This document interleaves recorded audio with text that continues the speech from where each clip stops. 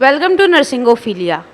आज हम बात करने वाले हैं एक बहुत ही इम्पॉर्टेंट टॉपिक के बारे में, जो कि है कई बार इतना नॉलेज होने के बाद भी, कॉपी प्रॉपर लिखने के बाद भी बैक आ जाती है या फिर अच्छे नंबर नहीं मिल पाते जितना हम एक्सपेक्ट करते हैं।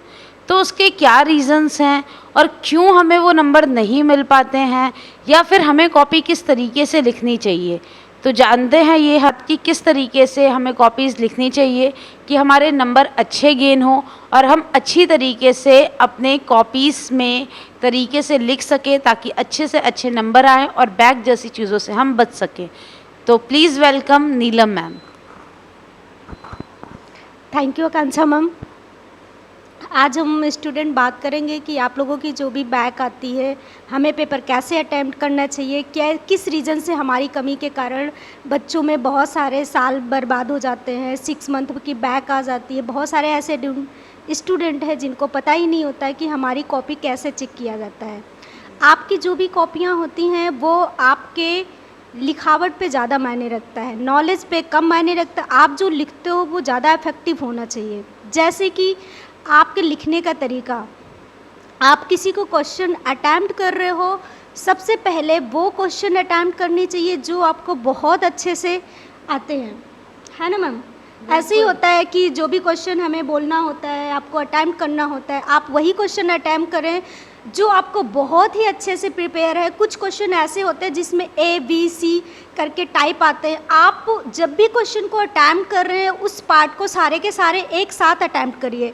ऐसा ना हो कि क्वेश्चन नंबर 4 के बाद क्वेश्चन नंबर 1 डाल के आप B अटैम्प्ट कर रहे हो, क्योंकि एग्जामिनर को नहीं पता होगा कि वो आप कहाँ पे अटैम्प्ट कर रहे हो। इससे आपका इफेक्टिवनेस कम हो जाता है। और आप जो भी क्वेश्चन अटैम्प्ट करेंगे वो बाय स्टेप करने की ज़रूरत नहीं है, लेकिन जो भी अटैम्प्ट कर रहे हैं वो पार्ट के हिसाब से करेंगे, जैसे part A, part B, part C। Then आप उस क्वेश्चन को अटैम्प्ट करिए जो आपको बिल्कुल अच्छे तरीके से आ रहा है। और अटैम्प्टिंग की बात करें, हमें लिखने के तरीका कैसे होना चाहिए। सबसे पहले मैं बात करूंगी, अगर किसी डेफिनेशन लिखनी है आपको, तो सबसे पहले डेफिनेशन लिखिए। और डेफिनेशन को बिल्कुल ब्लैक पेन से लिखना चाहिए। जब भी क्वेश्चन अटैम्प्ट कर रहे हो, question number 1 it black heading डाल दीजिए, जिससे आपको पता चले आप कौन सा क्वेश्चन अटैम्प्ट कर रहे हो। बहुत सारे ऐसे बच्चे हैं जो अटैम्प्ट कर लेते हैं लेकिन आंसर नंबर लिखना भूल जाते हैं। इससे भी बिल्कुल गलत हो जाता है। कभी भी कॉपियाँ समझ में नहीं आती, बच्चे ने आंसर लिखा है लेकिन किसका आंसर लिखा है अभी समझ में नहीं आता है। तो आप जब भी कोई क्वेश्चन अटैम्प्ट करिए, आंसर नंबर डाल के अटैम्प्ट करिए। और आपकी डेफिनीशन बहुत शॉर्ट होनी चाहिए। ऐसा नहीं कि आपने पूरा 2 पेज का डेफिनीशन लिख दिया लेकिन समझ में नहीं आ रहा है आपने लिखा क्या है। बिल्कुल शॉर्ट एंड स्वीट लिखना चाहिए। देन डेफिनीशन के बाद आपको किसी भी डिजीज़ का, चाहे वो अस्थमा हो, COPD हो, MI हो, कोई भी डिजीज़ हो, पहले आप डेफिनीशन से स्टार्ट करिए। फिर आप जो भी साइन सिम्टम होते हैं, कॉजेज़ होते हैं, आप उसके मैनेजमेंट लिख सकते हैं। बाई स्टेप लिखने, ऐसा नहीं कि मैनेजमेंट पहले लिख दिया और साइन सिम्टम आप बाद में कर रहे हो। इससे आपका डिसअफेक्टिव हो जाती है कॉपी। और जो भी लिखने का तरीका होता है, आप पॉइंट वाइज ही लिखने की कोशिश करें साइन एंड सिम्टम को। कुछ बच्चे साइन एंड सिम्टम को डिफाइन करना शुरू कर देते हैं, जिससे आपकी कॉपी बिल्कुल डिसअफेक्टिव हो जाती है। एग्जामिनर को समझ में नहीं आएगा आप क्या लिखने की कोशिश कर रहे हो। इसीलिए बच्चों को बैक आने के ज़्यादा चांसेस होते हैं। कुछ बच्चे पढ़ने में बहुत ही अच्छे होते हैं, उनकी नॉलेज भी काफ़ी अच्छी होती है, लेकिन उनका जो तरीका होता है लिखने का बिल्कुल अच्छा नहीं होता है, क्योंकि उनकी जो लिखने की तरीके होते हैं बिल्कुल, हाँ, राइटिंग का भी बहुत ही ख़राब होती है। इसलिए आप अपनी राइटिंग पे भी ध्यान दें। बहुत सारे बच्चे इतना ख़राब लिखते हैं कि उनकी राइटिंग की वजह से नंबर बहुत सारे कट जाते हैं। ज़्यादातर बच्चे या तो बहुत ही मोटे पेन से लिखते हैं या फिर बहुत ही पतले पेन से लिखते हैं। अगर हम मोटे पेन से लिखते हैं तो भी चीज़ें क्लियर नहीं हो पाती हैं, अगर हम बहुत ज़्यादा पतले पेन से लिखते हैं तो भी क्लियर नहीं हो पाती हैं। तो बेटर है कि हमें ऐसे ही पेन यूज़ करने चाहिए जो हम पहले से यूज़ करते आ रहे हैं, या फिर कोशिश करना चाहिए कि हमें नए पेन बहुत ज़्यादा नहीं लेने चाहिए उस समय। आप ऑलरेडी जो यूज़ थ्रू पेन है, 1 दिन 2 दिन पुराने पेन है जिससे आपने थोड़ा बहुत लिखा है, वो लिखा होना चाहिए।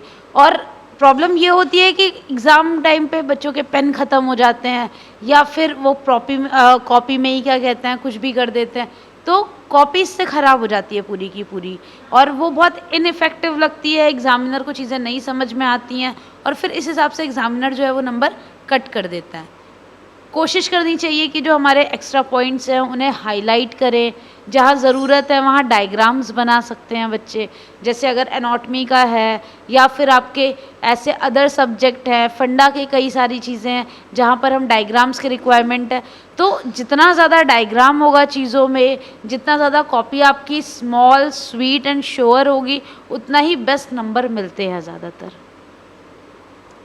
और एक चीज़ स्टूडेंट और बताना चाहेंगी कि आपकी जब भी कॉपियाँ होती हैं उसमें आप कोई अच्छे पॉइंट आ रहे हैं तो आप उनको नीचे हाईलाइट कर सकते हैं, जैसे डार्क पेन से यूज कर सकते हो। कोई ज़रूरी नहीं है आप ब्लू, रेड या अगर पिंक कलर का यूज करें, लेकिन आप ब्लैक से ही आप उसको हाईलाइट करके आप शो कर सकते हो कि हाँ ये स्पेशल फीचर है, स्पेशल पॉइंट है, तो आप उसको अच्छे से ऐड कर सकते हो।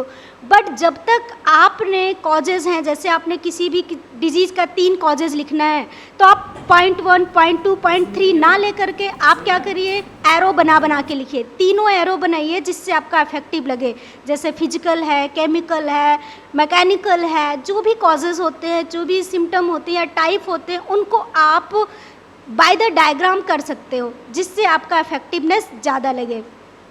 और हम इसी टॉपिक पे सोच रहे हैं, हमारे जितने भी एनएम के बच्चे हैं, जीएनएम के बच्चे हैं, बहुत सारे ऐसे बच्चे हैं जो अभी नेक्स्ट मंथ ही आपका जून में एग्ज़ाम होने वाला है, उसके पर्पज़ से बेनिफिट के लिए हम लोग एक सिलेबस रेडी करेंगे, जैसे सब्जेक्ट वाइज है। जैसे कि किसी बच्चे का एनाटॉमी में बैक लगी है तो हमें एनाटॉमी में क्या क्या चीज़ें पढ़नी चाहिए, क्या क्या ज़्यादा बेनिफिशियल है हमारे एग्ज़ाम पर्पज़ से, तो आकांक्षा मैम को हम बताएंगे कि मैम ऐसे बच्चों के लिए पेपर तैयार करवाइए कि हमें अटैम्प्ट कैसे करें, कौन सा क्वेश्चन ज़्यादा पूछे जाते हैं एग्ज़ाम में, उस टॉपिक पे हम लोग बताएंगे क्या क्या टॉपिक पढ़े।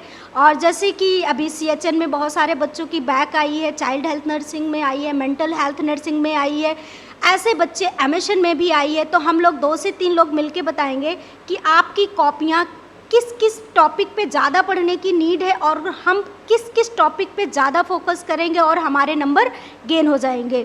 आई होप ये आपकी वीडियो बहुत अच्छी लगी होगी, बट आप नेक्स्ट वीडियो पे ध्यान से सुनिएगा स्टूडेंट, क्योंकि हम लोग आपके लिए ही बहुत अच्छा कंटेंट लाने वाले हैं जो आपके एग्ज़ाम पर्पज़ से बहुत ही बेनिफिट होगा। बिल्कुल, नेक्स्ट वीडियो में कोशिश करेंगे अलग अलग सब्जेक्ट के अलग अलग इम्पॉर्टेंट टॉपिक्स ला सकें, और साथ ही साथ आपको किस तरीके से हर सब्जेक्ट की कॉपी लिखने के अलग अलग तरीके होते हैं, तो वो भी हम आपको एक बार दिखा सकें कि आप किस तरीके से अपने सब्जेक्ट की कॉपीज़ लिखिए ताकि आपको उस सब्जेक्ट में बेस्ट टू बेस्ट नंबर मिल सकें। अनटिल एंड अनलेस जो मेजर पॉइंट्स हैं वो यही हैं आपके, कि कोशिश कीजिए आप ब्लैक एंड ब्लू पेन का इस्तेमाल कीजिए, मेजर पॉइंट्स को हाईलाइट कीजिए, उसको आप अंडरलाइन कर सकते हैं, कोशिश कीजिए चीज़ों को पॉइंट वाइज लिखने के लिए, शॉर्ट स्वीट श्योर नोट आपके नोट्स हों, और आपके जो भी आप कॉपीज़ के अंदर लिख रहे हैं जितने भी पार्ट हैं आप उनको लाइन वाइज अटेंड कीजिए, A, B, C जो भी पार्ट आ रहे हैं आपको, और कोशिश करनी होती है कि जितने भी क्वेश्चन आ रहे हैं हम पहले उनको अटेम्प्ट कर लें।